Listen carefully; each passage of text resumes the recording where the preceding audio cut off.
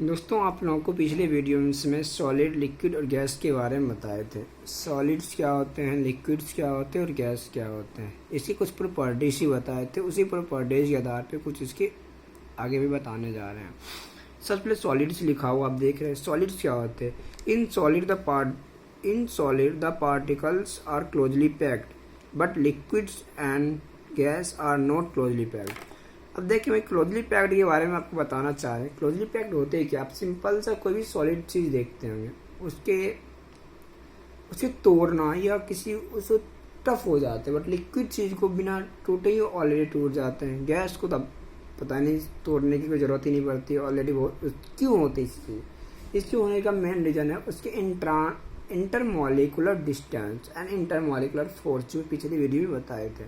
Intermolecular distance क्या होती है? इंटरमॉलिकुलर डिस्टेंस ये बाद में कहा था। इंटरमॉलिकुलर डिस्टेंस जो उसके मॉलिक्यूल्स के बीच की दूरी, जिस तरह से एक मॉलिक्यूल से दोनों के बीच की दूरी बहुत ज़्यादा है, तो इसके हम कह सकते हैं इसके इंटरमॉलिकुलर डिस्टेंस बहुत ज़्यादा है। तो इसके अणु जो होंगे, जिसको जो पार्टिकल्स होंगे, क्या होंगे? क्लोजली पैक्ड नहीं होंगे। सॉलिड के देखिए बारे में, सॉलिड के दो मॉलिक्यूल्स के बीच की दूरी बहुत कम है। लिक्विड की दूरी थोड़ा सा ज़्यादा है और गैस उससे भी ज़्यादा है। इससे हम कह सकते हैं कि सॉलिड, लिक्विड और गैस के बीच में बहुत सारे डिफरेंस हो सकते हैं। ये solid does not flow but liquids are flow, मतलब सॉलिड फ्लो नहीं हो सकते। मतलब सॉलिड इस क्यों नहीं हो सकते? थोड़ा सोचिए आप लोग भी। मतलब आप सिंपल सा, आपको एक पेन दे दिया जाए, क्या रख देंगे कहीं बाकी चले जाएंगे? नहीं। जल आप वाटर रख दीजिएगा कहीं पे, धीरे धीरे बहते हुए कहीं चला सकता है। इसलिए कह सकते हैं सॉलिड्स फ्लो नहीं होते हैं, लिक्विड्स फ्लो करते हैं। क्लियर है? अब आगे आते एक प्रॉपर्टी आती है डिफ्यूजन, बहुत इंपॉर्टेंट। डिफ्यूजन क्या होते हैं? डिफ्यूजन के बारे में समझिए। डिफ्यूजन होते क्या? The spreading and mixing of a substance with another substance due to the motion of its particles is called diffusion। ठीक है, कहते स्प्रेडिंग। अब कोई भी ऐसा पार्टिकल जो फैलता हो और मिक्सिंग हो जाए। मिक्सिंग होने में सॉलिड बहुत ही कम मिक्सिंग होते हैं, मतलब लिक्विड सबसे ज़्यादा मिक्सिंग करते हो। मिक्सिंग जितनी ज़्यादा होगी उसकी डिफ्यूजन की प्रॉपर्टी वो उतना ही ज़्यादा शो करेंगे। तो जब कोई भी सब्सटेंस फैलते और उसमें कोई वस्तु मिलने के बाद कोई नया सब्सटेंस बन जाए, नया सब्सटेंस के लिए तरफ बहाव हो, उसे क्या कहेंगे? डिफ्यूजन कहेंगे। अब देखिए, it's shows only uniform mixture. ये हमेशा एक ही टाइप के मिक्सचर के साथ शो होगा, मतलब लिक्विड में होगा, सॉलिड गैस में होगा, और सॉलिड में तो होते ही नहीं है। Diffusion is faster in gases and slowest in solid, मतलब डिफ्यूजन गैस में सबसे ज़्यादा होगा और सॉलिड में सबसे कम होगा। The rate of diffusion of increase with increase of temperature, मतलब जैसे ही किसी भी डिफ्यूजन, अगर किसी सतह, मतलब किसी जगह आप डिफ्यूजन कराना चाह रहे हैं, मतलब मान लीजिए सिंपल सा आप दो गड्ढे खोद दिए, वहाँ पर टेम्परेचर एक जगह सिंपल सा ही जगह जहाँ टेम्परेचर ज़्यादा, डिफ्यूजन जहाँ ज़्यादा टेम्परेचर होगा उसका रेट ऑफ जो पानी का रेट की बहाव होगी बहुत तेज होगी, जहाँ पे कम होगा उसकी पानी रेट कम होगी। तो इसे लाइटर। अब दूसरी तरफ गैस में भी कह सकते हैं, जो जिसकी गैस लाइटर जो गैस होगा उसकी डिफ्यूजन ज़्यादा होगी किसी रिस्पेक्ट में? हैवी गैसेस के रिस्पेक्ट में। ठीक है, आगे देखिए डिफ्यूजन। अब दूसरी प्रॉपर्टी अपने घर में भी डेली देखते हैं। डिफ्यूजन होती क्या रियलिटी में, आप यहाँ भी समझ सकते हैं। The smell of food being cooked in the kitchen dish in even from A considerable distance. अब जैसे मम्मी आपकी खाना बनाते हैं तो उसकी स्मेल आपकी नाकों तक आ जाते हैं। जैसे घर के आसपास में कोई पूजा करते हैं तो उसकी स्मेल आ जाते हैं। कोई अच्छी पकवान बनाते हैं उसकी स्मेल आ जाते हैं। मतलब इसमें क्या है? उसकी अणु के बीच इंटरमॉलिकुलर डिस्टेंस बहुत ही ज़्यादा है और इंटरमॉलिकुलर फोर्स इतनी कम है आप बता नहीं सकते। इसके कारण उसके मॉलिक्यूल्स की फैलाव बहुत ही ज़्यादा होता है और आप इजी से उसके बारे में पहचान लेते हैं। आगे देखिए, एक पॉइंट और है। एक आप गैस एलपीजी यूज़ करते हैं। एलपीजी आपके घर में बहुत सारे एलपीजी यूज़ होते हैं। एलपीजी के बारे में बताएं। एलपीजी होते क्या है? एलपीजी का आप यूज़ करते हैं खाना बनाने में। एलपीजी का नाम है लिक्विफाइड पेट्रोलियम गैस। इसमें क्या क्या आता है? लीकेज हो रही है नहीं हो रही है, मतलब इसे गैस निकल रहे हैं या नहीं निकल रहे हैं। इसमें एक केमिकल सब्सटेंस मिलाया जाता है जिसका नाम है इथाइल मरकैप्टन, जिसके कारण मिला दिया। इसमें साइनाइड कंपाउंड्स होते हैं थोड़ी सी। अब दूसरी पॉइंट आता है टेम्परेचर। कोई भी अब फिजिकल स्टेट को चेंज करने के लिए किसी स्टेट्स में चेंज होगा या बदलते हैं तो उसका एक ही मेन रीजन है टेम्परेचर एंड प्रेशर। किसी चीज़ को चेंज करने के लिए मेनली टेम्परेचर और प्रेशर पे ही डिपेंड करते हैं। इसमें भी टेम्परेचर के कुछ स्केल्स दिया होगा, देख लीजिए। सेल्सियस है 0 डिग्री सेंटीग्रेड पे है, केल्विन का 273 डिग्री है, फ़ारेनहाइट का 32 डिग्री फ़ारेनहाइट, रैंकिन का 492 है और रीमर का 0। मतलब ये होता है मिनिमम वैल्यू किसी भी चीज़ पे इतना चीज़ स्टार्ट हो। जिस तरह बर्फ़ 0 डिग्री सेंटीग्रेड पे गर्म करना स्टार्ट करेंगे तो या कह सकते हैं 0 डिग्री सेंटीग्रेड पे बर्फ़ बन जाएंगे। तो और केल्विन की बात किया जाए 273 डिग्री केल्विन पे बर्फ़ बनेगा, और फ़ारेनहाइट की बात किया 32 डिग्री फ़ारेनहाइट पे वो क्या होंगे, बर्फ़ बन जाएंगे।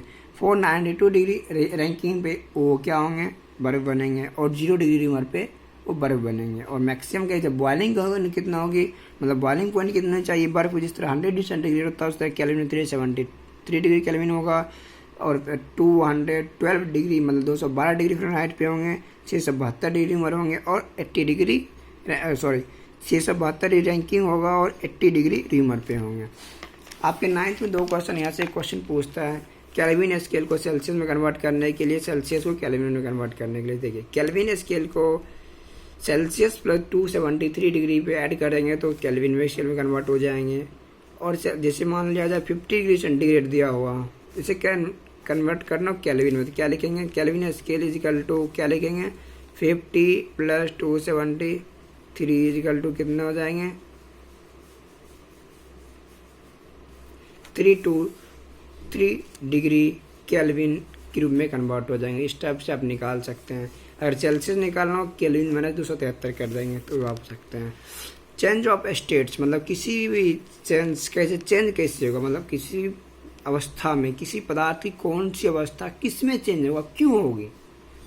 तो मतलब सिंपल सी एक बात सोचिएगा, चेंज होने का मेन रीज़न है तापमान, टेम्परेचर दीजिएगा चेंज हो जाएगा, और किसी चीज़ को पैक्ड कर दीजिएगा तो उसमें भी चेंज हो जाता है। जिसमें आप देखते होंगे तो अधिकांश चीज़ को पैक्ड करने के बाद प्रेशर ज़्यादा कर देते हैं तो वो ऑलरेडी लिक्विड स्टेट में चेंज होता है। जैसे आप देखते हैं गैस यूज करते हैं ऑलरेडी वो सॉलिड स्टेट में, बट उसे लिक्विड स्टेट के चेंज करके उस प्रेशर दे के गैस बंद कर दिया था किसी चीज़ में, जैसे आप यूज़ करते हैं एलपीजी के रूप में।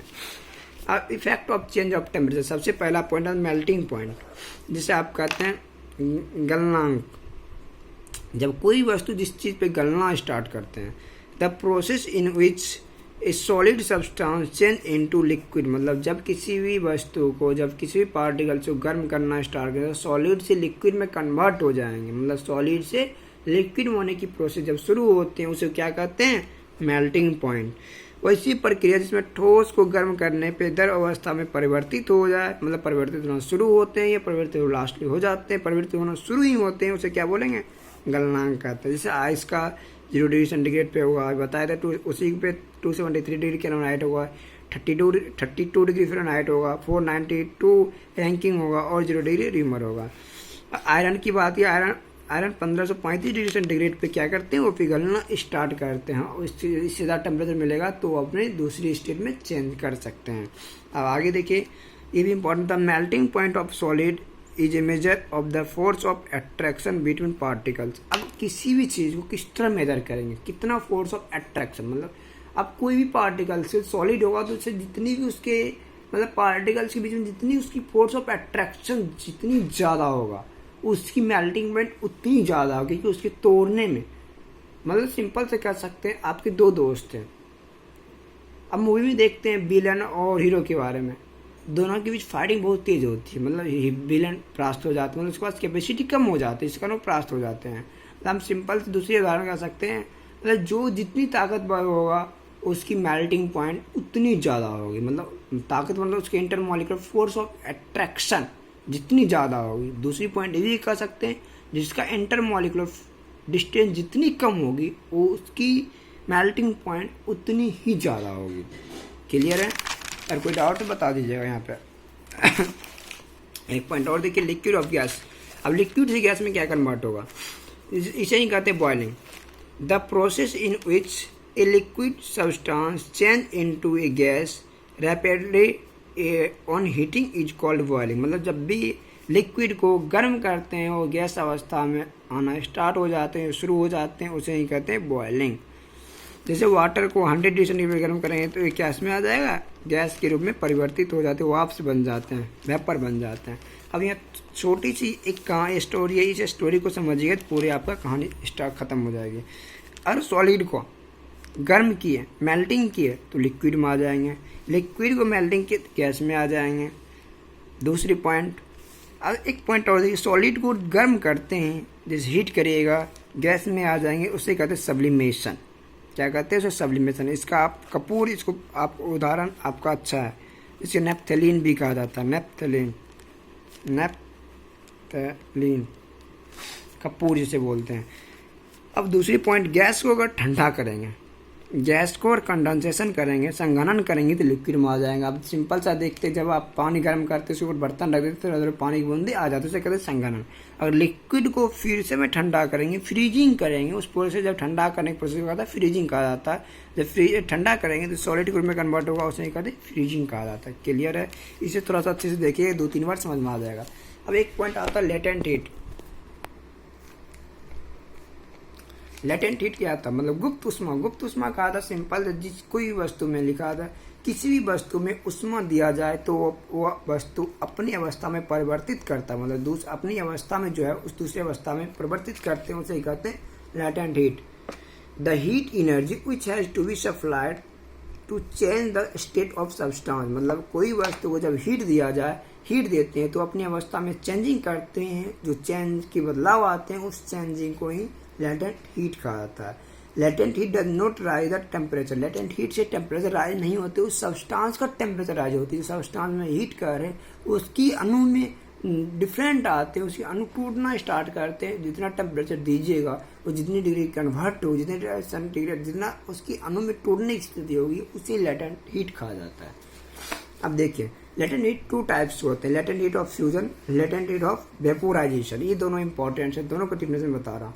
The latent heat of fusion, मतलब लेटेंट ऑफ फ्यूजन क्या होता है, the latent heat of fusion of A solid is the quantity of heat and in joules, 1 joules required to convert 1 kilogram of solid to liquid without any change or in temperature is called latent heat of fusion। Simple समझिए क्या latent heat of fusion क्या कहता है, जब कोई भी 1 ग्राम solid या 1 kilo solid ले या 2 किलो, मतलब 1 ग्राम ले, 1 ग्राम सॉलिड को जितना लेटेंट हीट दिया जाए, जितना हीट दिया जाए उसकी चेंज में लिक्विड में आ जाएगा, मतलब जितनी नीड ऑफ एनर्जी की जरूरत हो, need of heat of energy की जरूरत होगा, जिसके का जितना, मान लो सिंपल से हम बात करें, अगर मान लिया जाए 1 ग्राम वाटर है और इसे 1 ग्राम वेपर बनाने के लिए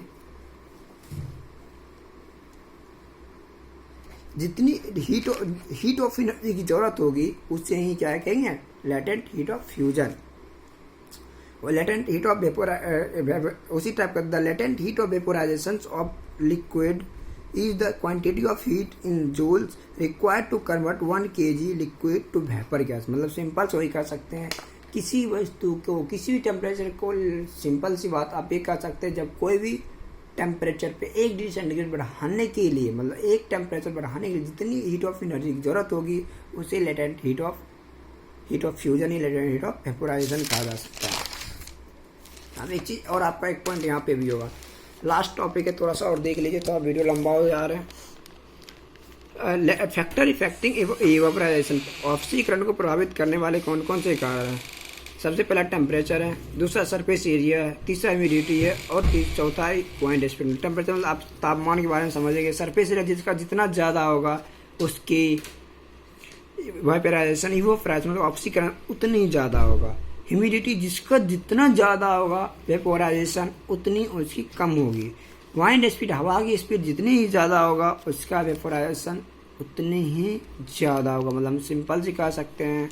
आप एक सरफेस एरिया के बारे में बताते हैं, थोड़ा समझिए। सरफेस, आप घर पे डेली कपड़ा सुखाते हैं, कपड़े को देते सुबह डालते हैं, सुबह धूप में डालते हैं, उसकी जितनी दूरी पे रखते हैं उतनी जल्दी कपड़े सूख जाते हैं। मतलब सिंपल से कहते हैं, जितनी सरफेस एरिया जितनी ज़्यादा होगा और मॉलिक्यूल्स डिस्टेंस जितनी ज़्यादा होगा वो उतनी ही जल्दी सूखेंगे कपड़ा। मतलब समझ, सरफेस एरिया समझ। ह्यूमिडिटी मतलब क्या होता है, मतलब सिंपल से कहते हैं जहाँ जितना पानी ज़्यादा होगा और उसे और वेपोर करने में बहुत टाइम लग जाएगा, क्योंकि ऑलरेडी इस एरिया में पानी ही पानी है। वैसे गर्म करने में हीट एनर्जी ज़्यादा लगेगी, जिसके कारण वो कम हो सकते हैं। वाइंड स्पीड और स्पीड में और वाइंड की स्पीड जितनी ज़्यादा होगी, मतलब उसमें आर्द्रता कम हो, ह्यूमिडिटी मतलब आर्द्रता जितना कम होगा उतनी पावरफुल होते हैं। इसलिए वेपोराइजेशन के लिए इतना टफ वेपोराइजेशन उतनी ज़्यादा होगी। मतलब सिंपल से हम कह सकते हैं वाइंड स्पीड जितनी ज़्यादा होगा और इवापोरेशन उतनी ज़्यादा होगा। इससे मतलब हम कह सकते हैं सिंपल सी बात क्या कह सकते हैं, ये स्पीड डिपेंड कर रहे हैं, टेम्परेचर डिपेंड कर रहे हैं और सरफेस एरिया डिपेंड कर रहे हैं, ह्यूमिडिटी और वाइंड स्पीड। आप लोग वीडियो देखिए, जो भी समझ में आएंगे कमेंट कीजिए, मैं उसके बारे में फिर से बताएंगे। और जहाँ भी प्रॉब्लम्स हो इस टॉपिक्स के रिलेटेड तो मुझे बताइए, मैं आपको फिर से प्रोवाइड कर देंगे उस टॉपिक्स बना के वीडियो। और आप लोग बताइए और अपने दोस्तों को शेयर कीजिए और सब्सक्राइब कीजिए। और इस लॉकडाउन में आप पढ़ के और अपना काम कीजिए और अपनी क्लास के लिए अच्छे से अच्छे नंबर अपनी क्लास में लेके आइए, जिसके कारण बेनिफिट आपको मिलेगा। Okay, done, bye.